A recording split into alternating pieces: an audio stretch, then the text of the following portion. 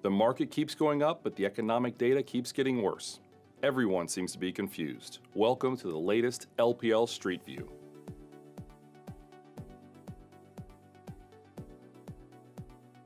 So the S&P 500 is nearly 35% off the lows set on March 23rd.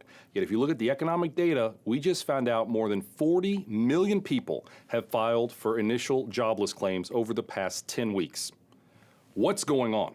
There are a lot of people that are confused by this bounce. Remember something we talked about before? The stock market is a forward-looking mechanism.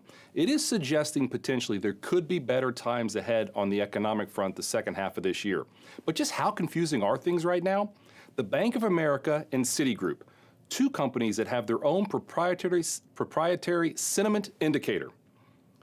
Citigroup's is flashing extreme optimism. Bank of America's is flashing extreme pessimism.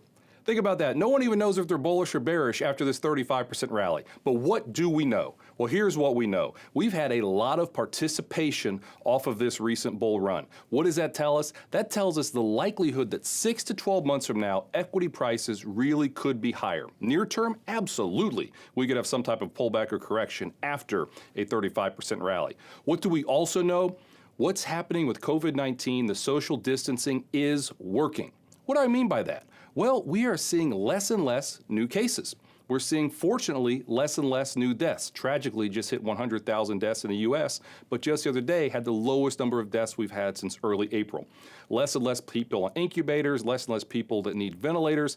There really are some positive things that are happening on this really terrible, tough fight that we're having with COVID-19, but that is really factoring in, we think, a lot with the fact that this economy really looks like it's opening up, and who knows, it could even open up a little bit more than most people think, and we can get a little bit more economic bounce the second half of this year, and that could be why the stock market's been so strong. Thanks for being here this week.